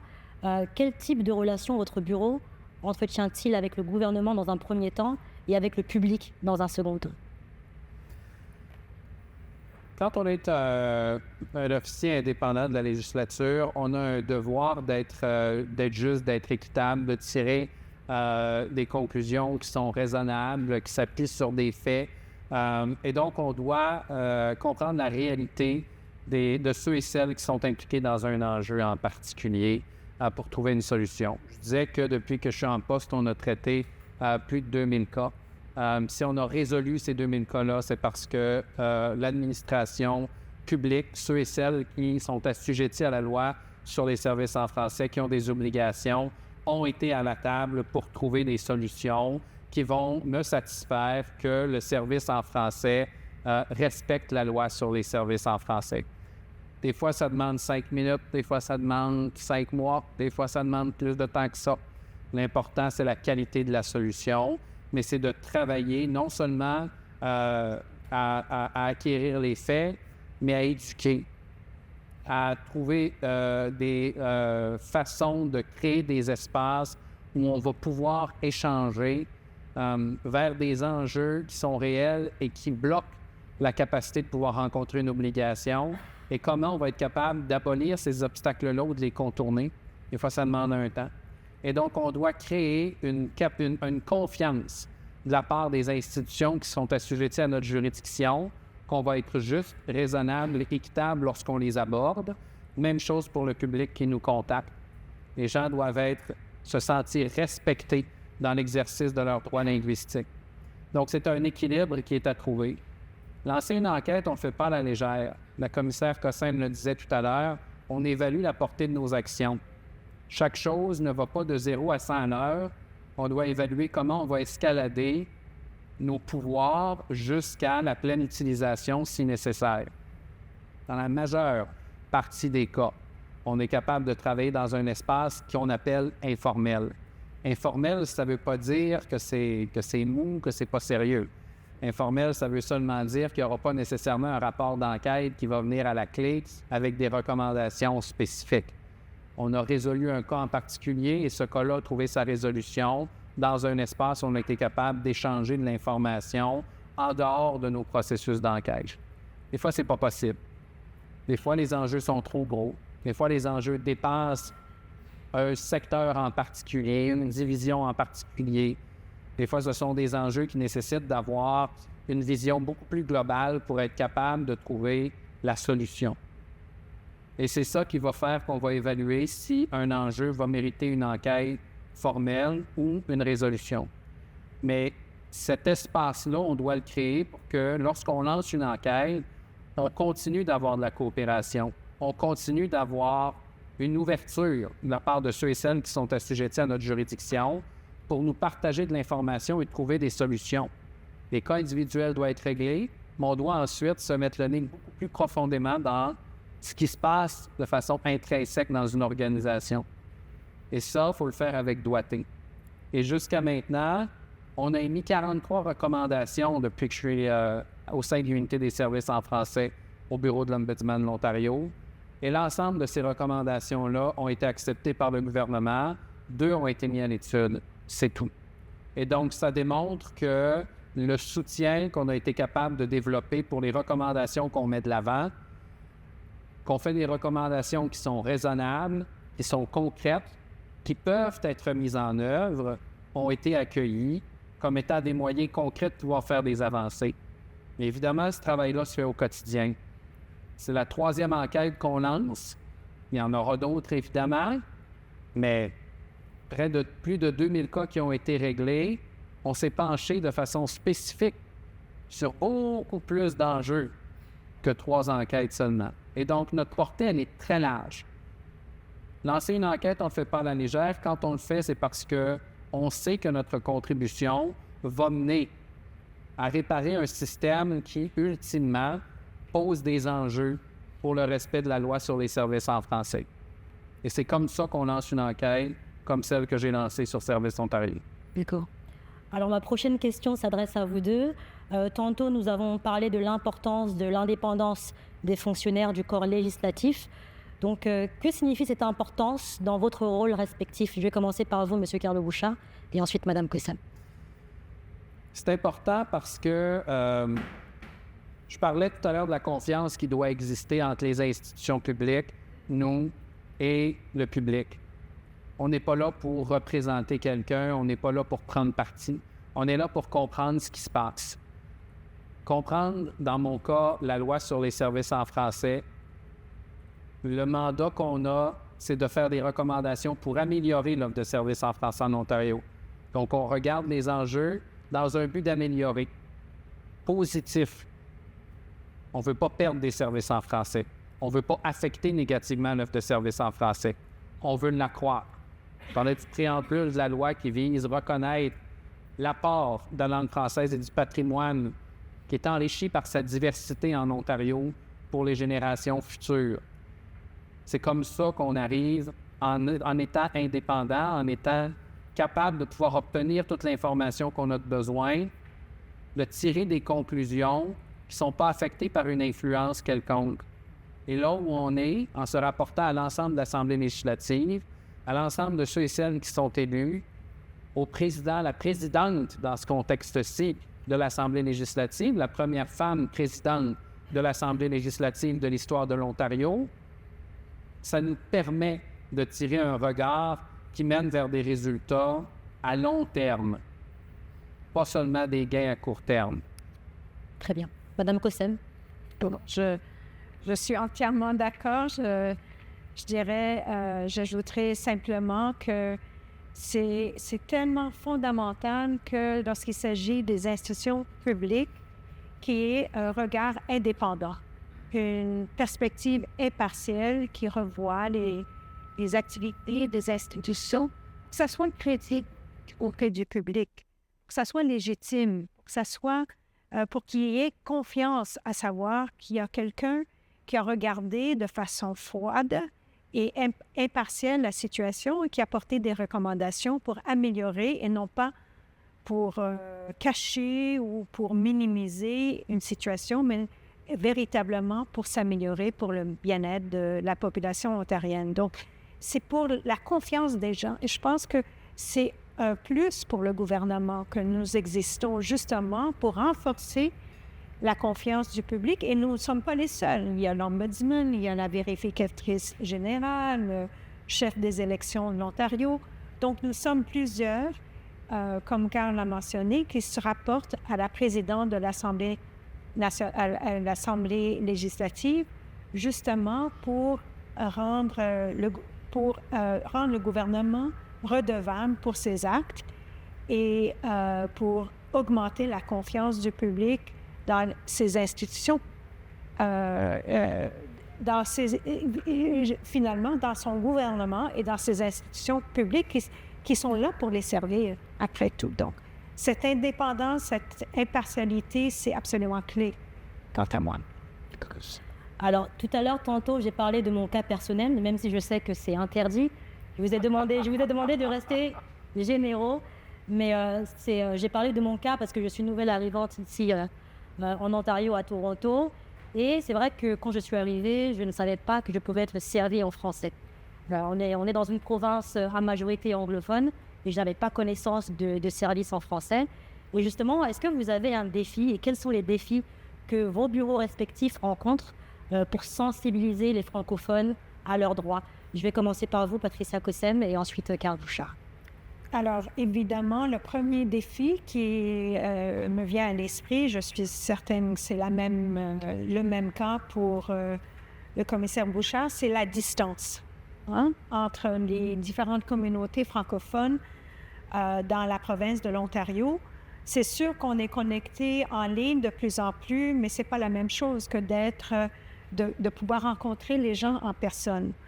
Je pense que tu l'as mentionné, nous sommes la deuxième province du Canada en superficie et celle qui compte la minorité francophone la plus importante. Donc, c'est beaucoup de superficie à essayer de couvrir. Et c'est sûr que notre communauté francophone, une grande partie habite à l'extérieur de la région du Grand Toronto, dans le nord, dans l'est de la province.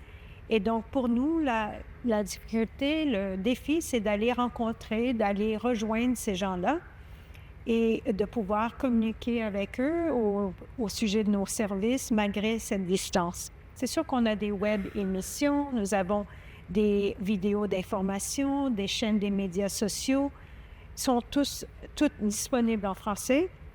Et nous sommes également en contact avec les médias francophones pour aller rejoindre les communautés francophones, dont Le Droit, Radio-Canada, la TFO, qui est aussi aujourd'hui, Choc FM. On essaie d'aller rejoindre les francophones par le biais des médias pour leur parler de cybersécurité, de la protection de la vie privée, l'intelligence artificielle, tous des sujets de nos jours et de l'heure actuelle. Au CIPVP, nous avons aussi, j'ai mentionné, des champions et des championnes du bilinguisme.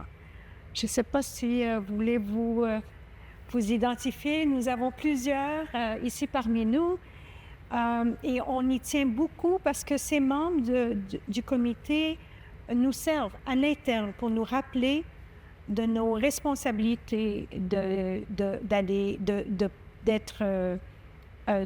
d'être inclusif et de procurer, d'offrir des services qui va rejoindre la population franco-ontarienne et qui nous aide à renforcer notre propre culture et langue française au sein du CIPVP.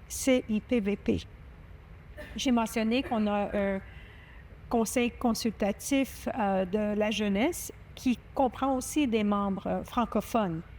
Et ça nous aide beaucoup à aller rejoindre les écoles et les écoles scolaires de langue française à travers la province. Mais c'est sûr qu'on doit mieux faire. On a beaucoup de défis à rejoindre les francophones et c'est d'ailleurs la raison d'être pour cet événement où on a voulu collaborer avec la commission au service en français pour établir ces liens, pour vous rencontrer et pour vous inviter à communiquer avec nous pour en savoir plus et pour nous faire part de vos défis afin qu'on puisse mieux vous servir. Donc, c'est la raison d'être d'aujourd'hui, et effectivement. Monsieur Carl-Bouchard. C'est important comme question. Comme vous savez, j'en ai parlé quand j'ai déposé le dernier rapport annuel en décembre. On voit qu'il y a une utilisation toujours accrue de nos services. Il y a une augmentation de façon générale de l'utilisation de nos services d'année en année. C'est important parce que autant on solidifie notre base de personnes qui sont à l'aise de nous contacter, on attire des nouveaux visages aussi qu'on espère sécuriser à plus long terme. Que ça m'envoie comme message, c'est que de plus en plus de personnes se sentent interpellées par la capacité d'avoir des résultats en travaillant avec nous. Ça, c'est la base. Démontrer concrètement ce qu'on peut faire pour aider, pour résoudre un enjeu en particulier et véhiculer ce message-là au plus grand nombre de personnes possible. Je me suis promené un peu partout en Ontario, que ce soit à Hearst, à Kapuskasing, à Moonbeam, à Windsor, à Chatham, à London, ici à Toronto, à Ottawa, à Kingston. Donc, on fait beaucoup le tour des gens pour aller rencontrer les communautés dans leur quotidien, pour vraiment démontrer à quoi on sert dans le quotidien des gens, parce que c'est pas toujours concret. La loi sur les services en français ou les droits linguistiques dans mon cas, alors qu'on a des mandats qui sont implicitement très, très proches de la vie privée, de la vie personnelle des gens. Et donc, on doit faire ce pont-là. On doit rendre les gens à l'aise de vouloir venir nous contacter, mais par-dessus tout ça, lorsqu'on parle de droit linguistique en particulier, on doit aussi motiver les gens d'être à l'aise de parler français. Il y a un devoir de construire une confiance, que de continuer en français, d'abord, il y a une offre active, ce qui n'est pas toujours le cas.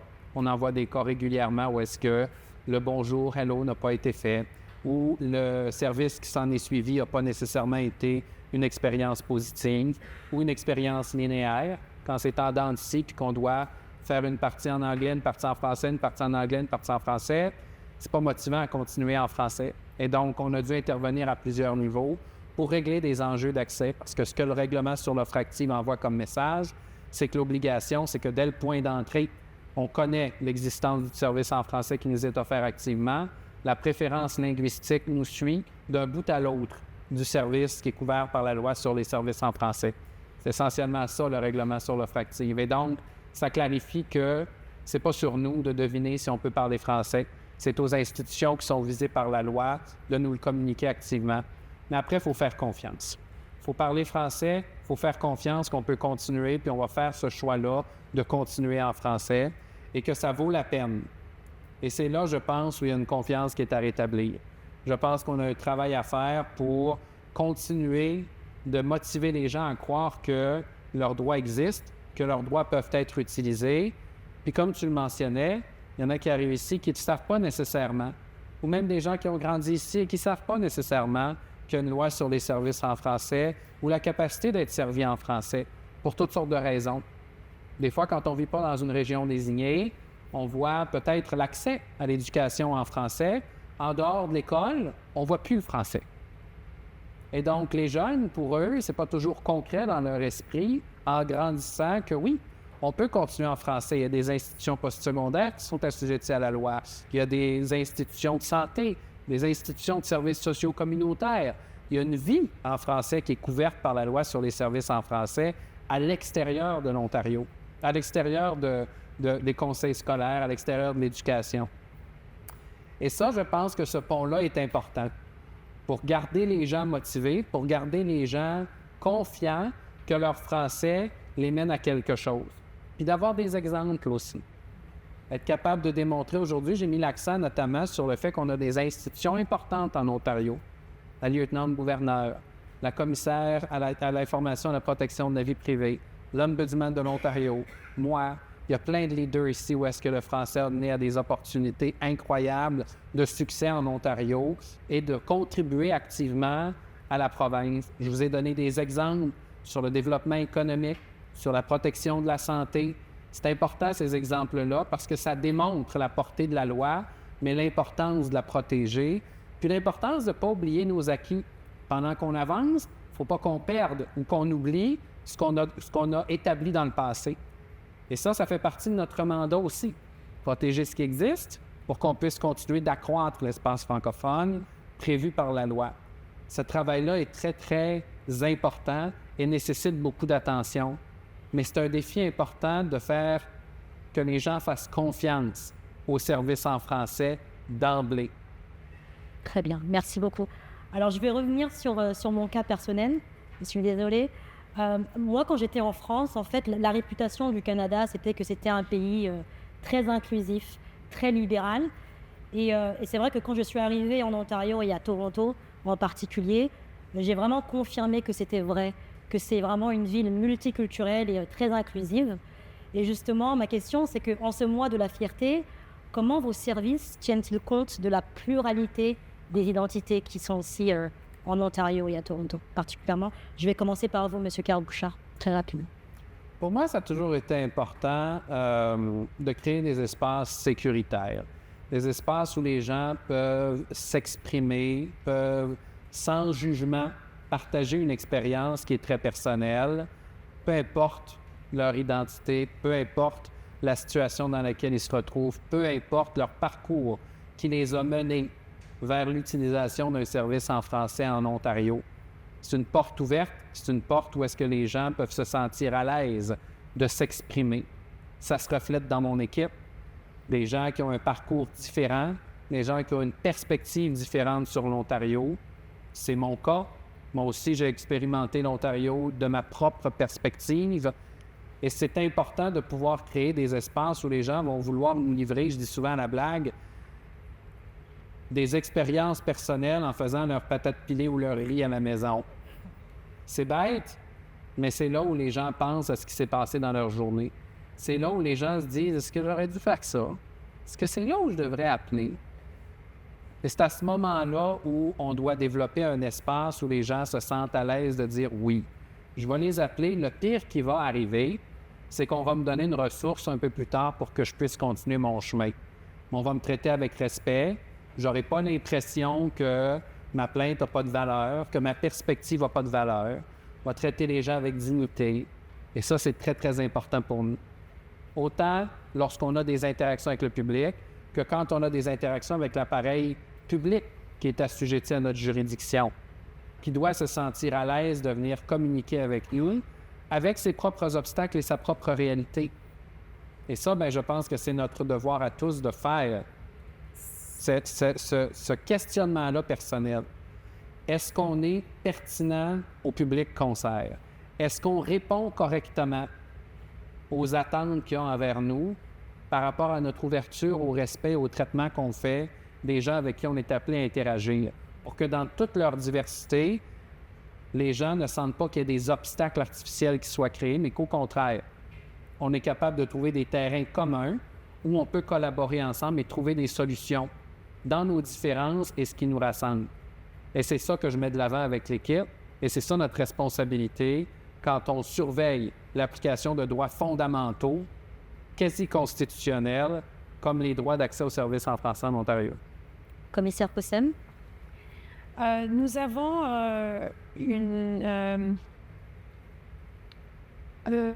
un balado qui s'appelle Info Matters. Et on a à peu près 40 émissions. Et chacune de ces émissions, c'est une conversation avec des Ontariens, des Ontariennes qui nous offrent des perspectives diverses et nous éclairent sur l'impact de notre travail, que ce soit les femmes, les communautés noires, autochtones, les sans-abri, les patients. Et donc, c'est un rappel mensuel de tous les gens et toutes les communautés diverses que nous touchons en Ontario. Et ça nous éclaire et ça nous éduque à nous-mêmes, comment être plus pertinents et aller rejoindre ces gens, ces communautés. Lorsqu'on on élabore des documents d'orientation, de plus en plus, on fait beaucoup de consultations au préliminaire avec les gens impactés, par exemple les victimes de crimes, leurs familles, les patients. Pour vous donner un exemple, nous avons élaboré un document sur le partage de renseignements entre professionnels lorsqu'il s'agit de violences conjugales. Et c'était très important parce que un grand problème, c'est les professionnels qui hésitent à partager l'information dans des cas d'urgence parce qu'ils se sentent liés à la confidentialité. Donc, on devait élaborer un document d'orientation pour leur expliquer que non, effectivement, la loi permet des exceptions à la confidentialité lorsqu'il y a un danger à la sécurité ou la vie d'une personne.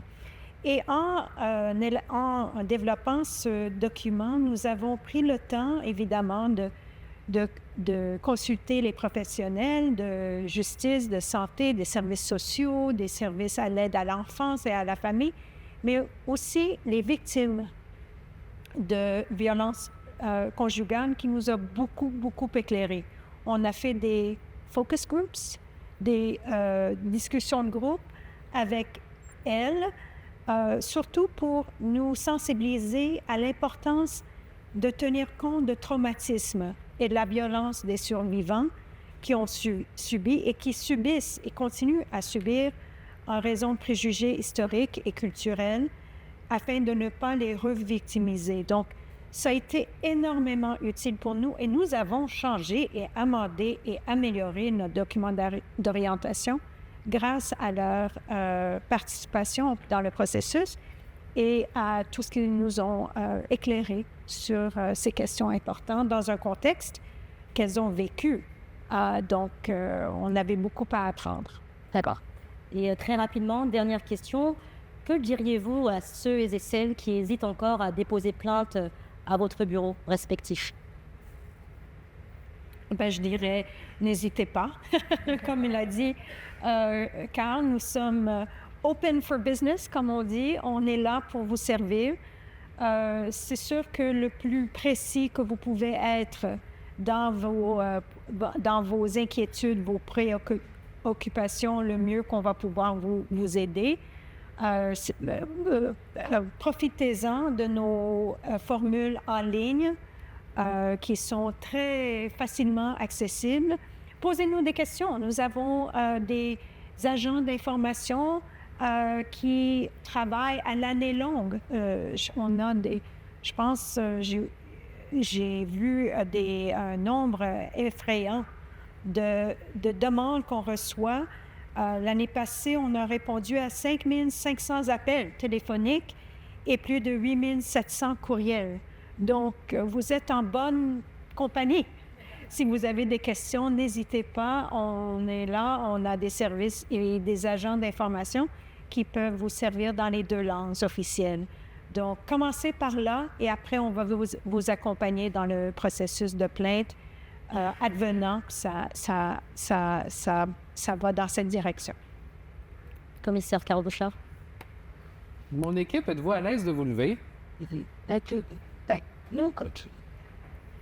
pas vous mettre sur la sellette, mais je vais le faire quand même.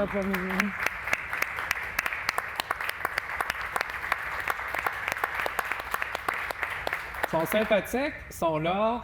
Vous devriez aller les voir avant de vous en aller aujourd'hui pour être certain d'avoir partagé une expérience.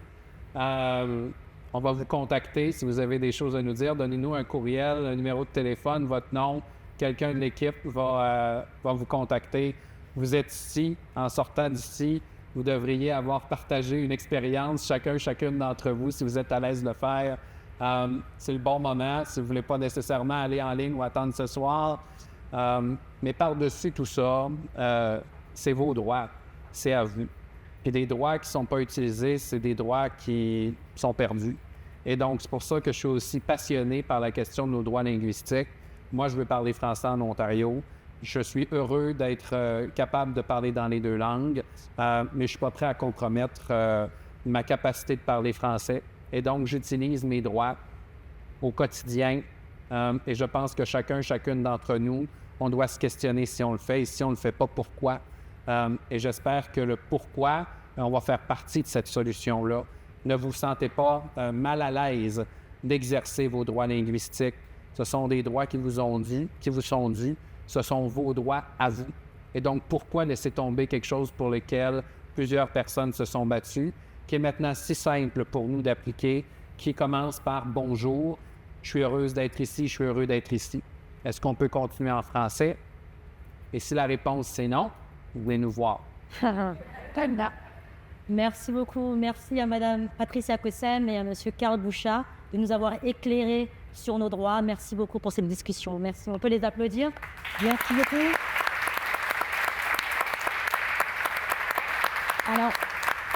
Alors la discussion va continuer. Vous pouvez préparer vos questions. En attendant, j'ai quelques questions qui viennent de ceux qui me suivent en ligne. J'en ai une que je vais lire maintenant et ensuite je passerai à vos questions. Bon, vous pouvez préparer vos questions si vous le souhaitez. Alors la première question que j'ai, c'est « Je travaille pour une association qui représente des agences qui sont considérées comme des organismes gouvernementaux tels que définis dans la loi sur les services en français. Quels sont les avantages concrets pour un organisme qui choisit de devenir un organisme désigné ?» Vous êtes chanceux, vous pouvez travailler avec moi. Je peux regarder après comment on peut améliorer l'offre de services en français. Et par-dessus tout ça, la désignation, c'est très important en Ontario. Pourquoi? Parce que ça apporte un gage de qualité sur l'offre de services en français. Ça sécurise l'offre de services en français et ça la stabilise. Ça va nous survivre. Et surtout, ça envoie un message à la communauté francophone qu'on est un point de contact sérieux, qu'on est un point de contact fiable pour la communauté francophone et ça vous amène des gens qui veulent travailler avec vous en français. Et évidemment, vous avez des obligations à rencontrer lorsque vous êtes désigné et c'est là où on peut travailler avec vous pour toujours voir comment on peut améliorer, rester pertinent, progresser ensemble dans l'amélioration des services en français. C'est un avantage qui est très, très important. Très bien, merci beaucoup. Alors moi, j'aurais une question. Donc ça s'adresse à vous deux. Concrètement, à quoi a-t-on droit quand on est français et francophone aussi en Ontario? Des exemples concrets de droits aux accès aux services en français. Vas-y. Les droits sont larges. Je parlais tout à l'heure de services très spécifiques à la Régie des alcools chez Services Ontario. Je le faisais à la blague, mais plusieurs personnes vont avoir accès à ces services-là. Mais par-dessus tout ça, Pensez aux élections quand vous allez voter en français. Pensez si vous avez un accident de travail. Pensez à des endroits où vous allez vous retrouver dans un hôpital, où vous allez vous allez poursuivre votre cheminement au poste secondaire. Pensez aux garderies. Pensez à des endroits qui offrent des services sociaux communautaires liés aux dépendances. Pensez aux soins de longue durée. Il y a une dizaine d'organismes de soins de longue durée qui sont désignés en vertu de la loi sur les services en français. Les droits vont dans plusieurs sphères de votre vie et donc vous devriez toujours, en dehors du secteur privé, être à l'aise de parler français. Je dis en dehors du secteur privé parce qu'en Ontario, à moins que le secteur privé soit une tierce partie, donc offre des services au nom du gouvernement de l'Ontario, le secteur privé n'est pas couvert par la loi sur les services en français. Et donc, vous devriez être à l'aise à l'extérieur du secteur privé de pouvoir parler français parce que les droits, ils couvrent beaucoup de vos, des secteurs de votre quotidien. Très intéressant. Madame Cossel. En fait, j'aimerais poser une question moi-même aux gens ici, aux gens en ligne. Comment on pourrait améliorer nos efforts, justement, d'accroître notre visibilité auprès des communautés francophones, d'aller rejoindre les franco-ontariennes et ontariens. Vraiment, c'est une grande question que je me pose. Et alors que je vois des gens de partout ici en ligne, et j'aimerais tellement ça que vous nous donnez des idées, des suggestions, des pistes pour qu'on puisse devenir plus pertinent et visible dans la communauté. Donc, c'est une question que je vous laisserai, puis j'espère que vous allez pouvoir nous éclairer là-dessus. Oh, je vois beaucoup de oui. C'est excellent. Donc, j'ai hâte de vous entendre. Merci beaucoup. C'est une très belle transition parce que maintenant, nous allons passer aux questions du public. Est-ce que vous souhaitez répondre? Oui, Estelle. Tu as un micro, madame. En fait, c'est... Quelque part?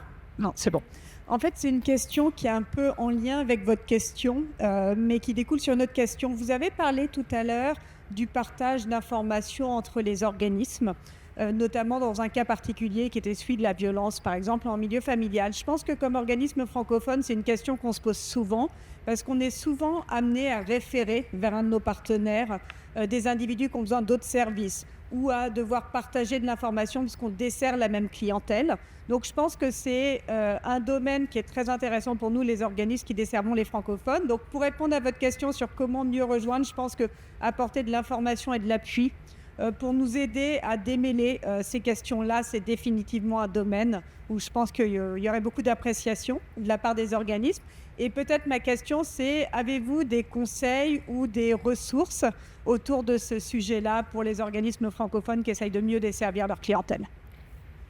Très bonne question. Et oui, nous avons beaucoup de ressources sur le partage des renseignements, évidemment, qui sont disponibles dans les deux langues. Tout est traduit. On a nos ressources en anglais et en français sur notre site web. Et les principes juridiques qui sous-jacentes sont les mêmes, que ce soit des professionnels œuvrant dans des communautés anglophones, francophones. Alors, je vous invite à aller voir notre site web ou communiquer avec nous parce qu'on a justement beaucoup de ressources. Et c'est là où je crains que les gens ne savent pas. Et d'ailleurs, ils sont déjà disponibles en français et vous sont disponibles. Donc, n'hésitez pas à nous rejoindre et nous demander justement ces ressources. On a des agents d'information qui font que ça à la journée longue, c'est de vous donner des pistes de réponses. D'autres questions? Oui. Johanna?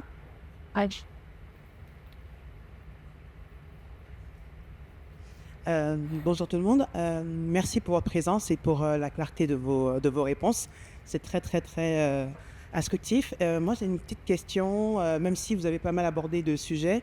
Ma question, elle est plutôt pour justement les personnes qui sont, on va dire, vulnérables, les personnes arrivées récemment, les personnes, on va dire les étudiants internationaux, par exemple, ou voilà, enfin les nouvellement arrivés, qui ont un petit peu cette intersectionnalité qui fait que parfois ils sont un petit peu pas confiants d'aller voir des institutions officielles, tout simplement parce qu'il y a une certaine crainte, une certaine peur, parfois leur statut, qu'ils soient demandeurs d'asile ou réfugiés, font qu'ils ne sont pas forcément à l'aise à venir juste demander des conseils justement pour défendre leurs droits ou avoir plus d'informations. Donc moi, ma question, elle est vraiment sur est-ce que vous êtes prêt à peut-être aller sur le terrain? C'est-à-dire que vous avez posé des questions sur comment être plus accessible, être plus visible. Je pense qu'il y a un moment où il faut aller aussi à la rencontre de ces organismes qui ont cette clientèle qui est vulnérable et peut-être faire de la sensibilisation, de la promotion sur le terrain pour aller vers ces personnes et pas attendre qu'elles viennent vers vous. Vous avez parlé beaucoup de proactivité et j'apprécie énormément, mais moi, travaillant justement dans la communauté francophone avec ces populations diverses et variées, je sais que aller vers des organisations officielles peut être intimidant, peut être confusant, si on peut dire comme ça, et je pense pour répondre à votre question, aller vers ces populations vulnérables qui ne savent pas, comme l'a dit Annette, qu'elles ont droit à ces services en français, qu'elles ont droit de faire des plaintes, serait une première approche aussi intéressante. Donc, aller vers ces organismes qui travaillent, par exemple, la maison d'hébergement francophone, le centre francophone, faire des cliniques mobiles peut-être sur la disponibilité des droits en français, enfin, aller vers les personnes plutôt qu'attendre qu'ils fassent une plainte serait une solution. Juste comme ça. Donc, c'est une question, mais en même temps, un peu de conseils. Merci beaucoup. Est-ce que je peux... Oui, vas-y, commence. Je pense que pour moi, c'est très, très important de connecter directement avec les gens dans leur environnement où ils se sentent à l'aise d'entendre l'information, de communiquer. C'est pour ça que je me promène beaucoup. Je suis allé un peu partout en Ontario rencontrer plusieurs organisations. J'arrive justement de la baie Georgienne où est-ce que je suis allé rencontrer une dizaine d'organisations avec la Clé de la baie et l'hôpital général de la baie Georgienne où est-ce que j'essaie toujours d'entendre les préoccupations des gens et puis de voir comment on peut davantage faire la promotion de nos services, rendre les gens à l'aise d'utiliser nos services. Dans mon équipe, plusieurs personnes ont passé par le processus d'être nouvellement arrivés en Ontario.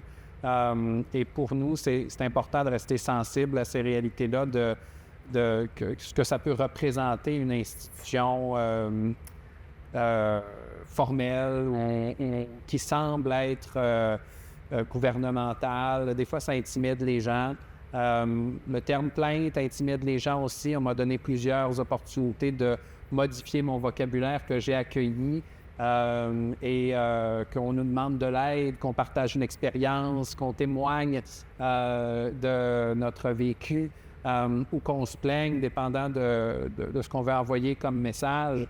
Ça a toujours été important pour moi d'être le plus flexible possible, puis de rencontrer les gens, puis d'être attentif aussi à leurs préoccupations. Et donc, ce travail de terrain-là, pour moi, c'est un travail qui est continu. Il y en a énormément, comme le mentionnait la commissaire, des organisations en Ontario qui sont disparates sur notre territoire. On le sait, on parle souvent de travailler ensemble, de créer des liens, de se rapprocher. Ça transparaît dans le travail qu'on est appelé à faire aussi, puis ça nous amène à nous déplacer. Moi, j'en ai fait un objectif personnel, puis jusqu'à maintenant, lorsque j'ai fait 5 ou 6 tournées pour aller rencontrer le plus d'organismes possible, puis je rencontre annuellement des centaines d'organisations et des milliers de personnes directement pour entendre leurs préoccupations parce que je suis d'accord que c'est important d'aller à la rencontre des gens et de ne pas attendre passivement seulement que les gens viennent chez nous. Très rapidement, je dirais qu'on fait la même chose et on est ouvert aux invitations d'aller rencontrer les organismes, les communautés. On passe des invitations à chaque 2 lundis. On passe toute la liste et on essaye de distribuer notre personnel. On les envoie partout, soit en ligne ou physiquement. J'ai une équipe extraordinaire d'experts qui nous aident à justement aller rencontrer ces besoins. Donc, s'il vous plaît, profitez-en de cette opportunité et écrivez-nous en ligne. Il y a un formulaire où vous pouvez faire vos demandes directement sur notre site Web.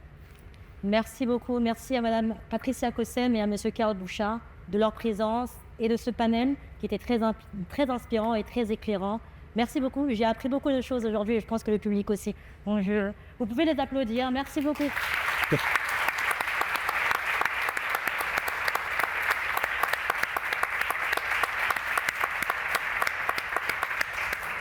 Alors, je vais lire mes remerciements qui vont être très très formels. Alors, un immense merci à vous, commissaire Cossem et commissaire Bouchard, pour vos réponses claires et enrichissantes.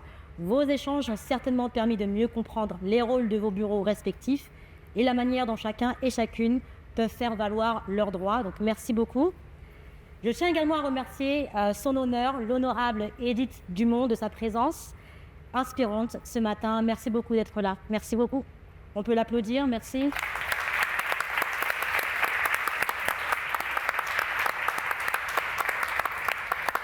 Et finalement, merci à vous, à toutes et à tous. Merci aux personnes qui sont dans la salle aujourd'hui ce matin et aux personnes qui nous regardent et qui nous écoutent en ligne. Merci pour vos questions. Merci pour votre intérêt pour ces institutions qui jouent un rôle essentiel et crucial dans notre démocratie au Canada. Merci beaucoup. Donc, nous espérons que cette matinée a été très inspirante, très enrichissante pour vous, qu'elle vous a appris beaucoup de choses, qu'elle vous a aidé également à vous outiller et à vous aiguiller pour mieux comprendre leurs bureaux respectifs et la manière dont ils travaillent pour que vous puissiez vivre le fait français ici en Ontario. Merci beaucoup pour votre présence ce matin et à bientôt. Merci. Merci.